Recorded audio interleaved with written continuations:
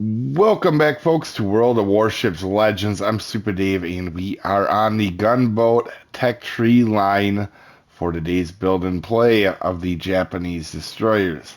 And this is Shira Soda Yodo. I'm gonna call it Hakalugi because anything I don't know how to pronounce, I call it Hakalugi. That being said, guys, Commander Tanaka, not Bolton, Tanaka. It's just a stock commander with a skin on it. We are running double concealment on this build. You could do other things. As always, Sims is a good idea, particularly on this ship. But there's some problems that this ship has. I do like it a lot, actually, but this ship is where you start to have issues on this gunboat line.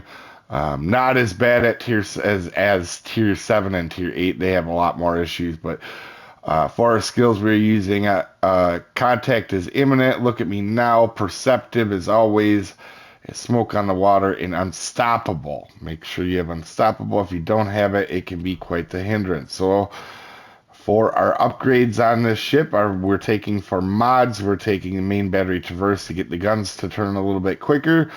Propulsion mod 2 and always in slot 3 concealment. For your ship upgrades, you want to do your targeting system to get better range out of them, your hull to get more health, and this thing really struggles with health, and then the torpedo one as well. So for your consumables, you can either choose between smoke and torpedo reload booster. This is a close one, and both options are super good in their own right. I think I would probably take the smoke because it allows you to break contact. But man, having an extra set of torpedoes is super handy in this ship. You're going to see later in the tiers there's a different story to this, but for the time being, this is definitely a toss-up between these and completely up to you. For specs, it has terrible health. And when I mean terrible health, the torpedo boat line has more health than this line in a lot of these ships, and it continues here. Not a lot of health. So while this does have decent guns on it, you don't really have the hit pool to take it. In sure you could put Sims on and add a little bit, but you're talking about without Sims, there's French destroyers at almost 2,000, or the German ones are at 20,000 health. Like, you're such at a disadvantage with health on this ship that it's very significant. And you got to be careful with it. Just because this is a quote unquote gunboat line doesn't mean you can take on everything that's a gunboat. You're not. This is, in my opinion, a more balanced line. It's not necessarily torpedo or gunboat. It gets to be gunboat later, but just remember that, folks. You just don't have the health that the other destroyers do at this tier, including torpedo boats out of everything. The guns, you have 5, and they reload in 5 seconds. And they actually are pretty solid. Like, the guns on this line are not terrible. But you struggle with the health that this one does. This line has. Torpedoes, you have 8 of them, and that's why having 2 torpedo reloads actually handy. At tier 6, these torpedoes hit pretty darn hard.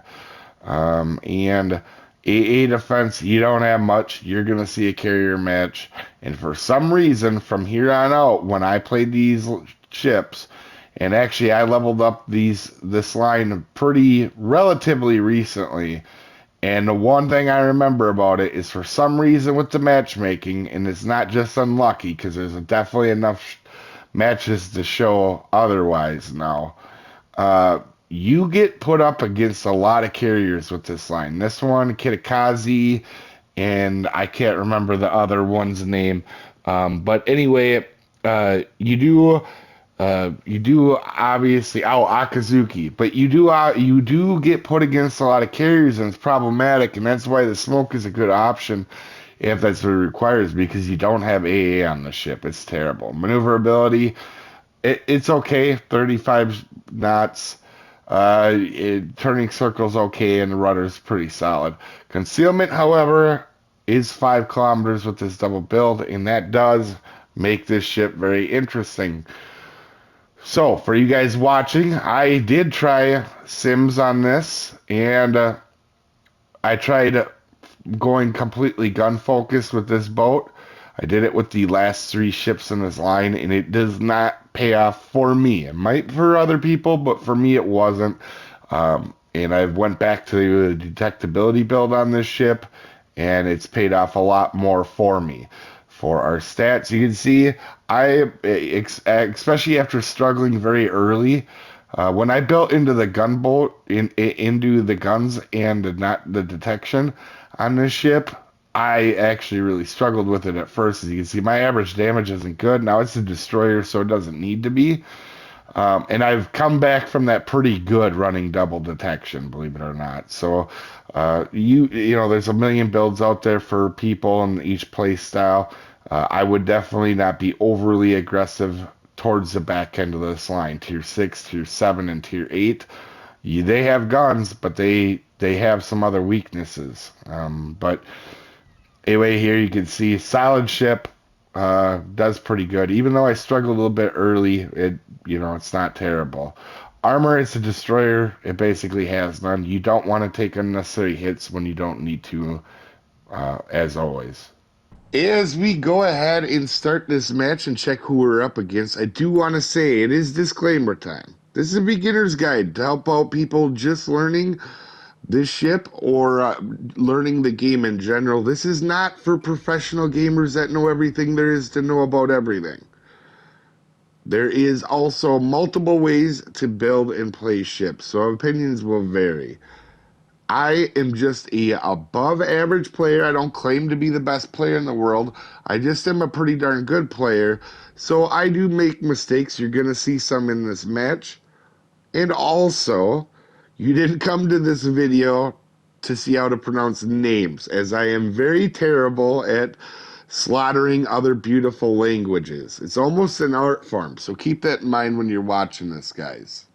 With that out of the way, we are, as I said, in a carrier match. One thing to know with this line, it seems like you're going to be in a lot of carrier matches, and it seems like, well, not in this match, you're going to be against three other gunboat destroyers. One thing I've gotten into recently is kind of like seeing how the matchmaking works.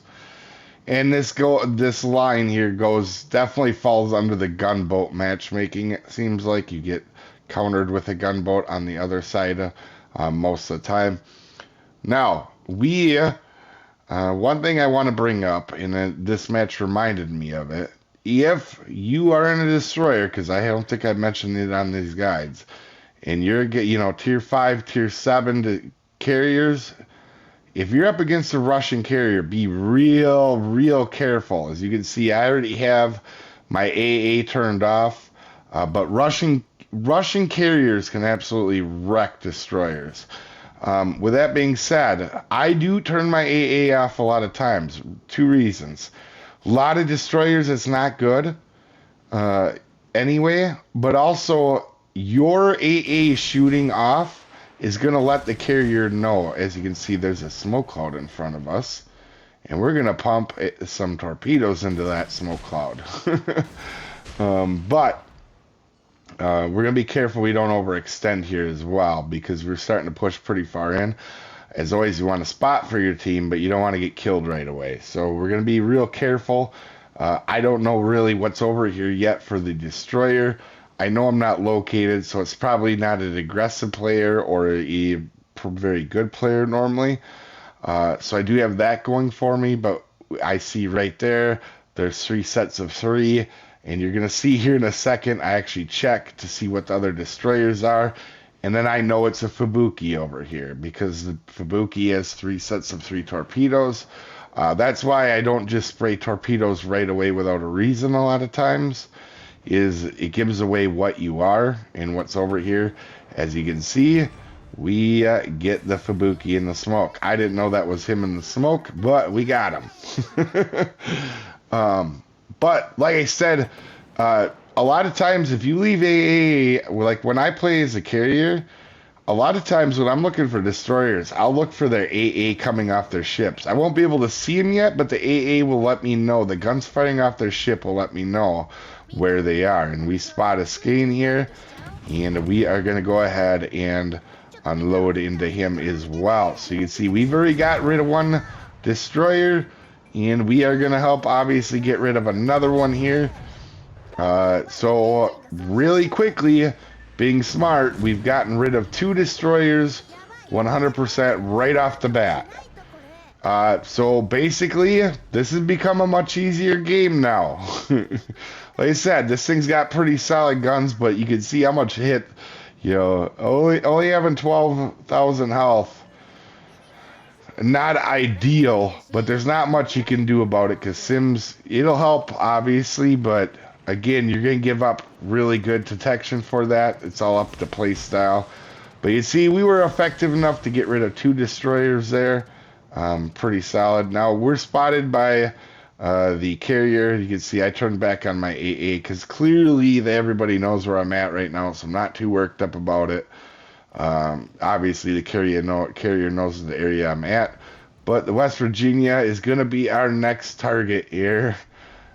He's going to not pay attention to our torpedoes, and I think we get him pretty mad, because this guy just completely charges forward. As you can see, I turned off my AA again, because now I've moved a little bit. I don't want the carrier to know where I'm at. And clearly this carrier, when it has the bomb symbol on him, that's the part that can, you know, the bombs that the Russians have, the skip bombs, are really a pain in the butt if you're a destroyer. So you can get dev strike with them if you're not careful. But with that being said, like I said, I think West Virginia got mad, because he's just charging forward, and I think he's trying to kill me where he thought the torpedoes were coming from. So we're going to get out a little bit. That's what I thought was going on anyway. So you can see I back out just a little bit. Last thing I want to do is die right now. There's no reason to. Just torping battleships and spotting for the team. I am keeping them spotted, because you can see our team was all behind the mountain there. But we're going to go ahead and throw some torpedoes out. And he's driving straight forward, it seems like. Anyway, you can see I put on the white line to see if that white line's moving at all. He's not doing anything different. So just in case he slows down, we're going to put a set back. And Helena is asking for help. I'm saying, don't worry, this thing's not going to live very long. Trust me. Go ahead as we use our other torp reload. I don't want this guy getting around the corner. But honestly, our team is in a good position to murder him anyway. But that's the last ship over here, in all honesty. So we want to just get rid of him. And you can see, letting the guys know get back. We get a good hit, and I go and I start shooting, try to finish him off quick before he gets any more rounds off. And plus, we've done all the damage to this ship, so it's not like I'm trying to steal a kill. It's not something I do. But you can see I quit shooting because I see he's healing, and our torpedoes finish him off. So, one interesting thing here is we get shot at from 5 miles out, or 45 miles out. It seemed like a lot more, but anyway, it's 15 kilometers, but not going to get hit too hard from 15 kilometers normally. That being said, this is my daily dumb Dave moment of the match. Right here, I figured I would go spot, because our destroyer our destroyer friend did a good job. He capped the middle. We took out 2 destroyers over here. We did have help on the second one. We're in a good position, but I wanted to make sure I was spotting here. And it probably, looking back on it, this is probably the moment where I probably should have went after the carrier. But I can tell you, I've been hit enough in destroyers by Russian carriers. If the Russian carrier is a good player, I don't know if this guy was or not. Didn't seem like it, because he was focused on battleships and not me. A Russian carrier can eliminate destroyers pretty quickly, and I felt like if I do that, that could be a very, very poor maneuver. And he's not really too much of an entire threat to the team right now. We have 2 destroyers, and when you have 2 destroyers and cap control, when you have two more destroyers than the other team and cap control, it's really hard to lose. Even though the other team is doing a good job, they're hanging tough. They're taking out ships. I mean, the ship count is only one difference between each other, even this far in. But they're so far behind, they're gonna have to be kind of aggressive, and that's where you want, let them come to you. And also, there's two cruisers over here. My reasoning was also to keep these two cruisers spotted, because you're gonna see too. There's I don't remember what it is. I think it's a Fiji. Yeah, Fiji over to the left, who's gonna be kind of tucking in and out of mountains. So I'm trying to keep them spotted. You see the carrier spotted me. We're gonna throw out some torpedoes, and then make sure we're spotting these two, cruisers. But we don't want to get too close to them because they could, cruisers definitely could take you out very quickly with a couple well-placed shells. As you can see, the Fiji's heading back in. But like I said, probably should have targeted the carrier at this point because I didn't realize our team was doing a very good job of like keeping spot on their own for the most part. At this point, before they were all behind the mountain, so I was doing most of the spotting. But here, they're doing a pretty good job. And had I known that, I probably just would have went after the carrier, in all honesty. But that being put aside, this Fiji's been hiding, so I'm trying to get where I can spot him again. Because if one of our battleships gets a good salvo on the Fiji, it's going to be gone. Also, I'm far enough away where I could probably dodge it. You can see here, I'm looking at where he's going. He's going broadside, so I'm going to switch to AP as I always do on broadside targets. And also the Pensacola, I look out, he's almost at the range, and we're going to try to finish him off. Now, I was going to go ahead and attack this Fiji anyway, because the Pensacola was far enough away where he barely, you can see I'm going to drop spot just because he's out of my firing range. So I wasn't too worried about that, and like I said, I could make myself skinny if I needed to against the Fiji. And at this point, there's no way to lose. Even if our team fell apart, nobody has health left. The Pensacola don't have health. The Bayern just died. It had no health. And the carrier clearly is too far away to switch these spawns. So there's no way to lose this match. So this is where we get a little bit on the stupid side. We're going to go ahead and charge and try to get within close to the carrier.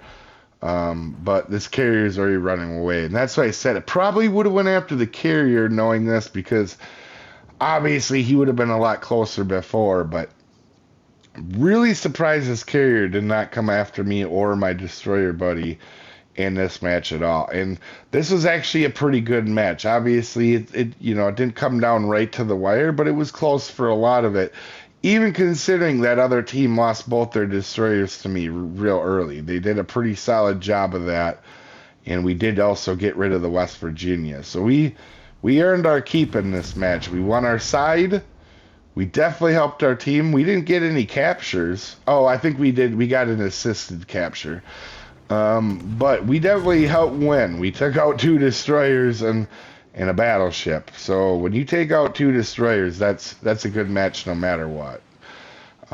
And spotting. We did a pretty good job spotting in this match too. You can see I'm trying to shoot the carrier, but he's way too far away. The match is basically over at this point now, but yeah, it was rough. I wish I had gotten a chance at that carrier in this match. I mean, it's easy damage, but as a destroyer, when you're playing a destroyer, there's a lot satisfying about taking out a carrier. Trust me, especially if it's been spotting you during the match. But anyway, we were second on the leaderboard. Really helped out our team being effective. Anyway, hopefully you guys have a wonderful day, and we'll see you next time, folks.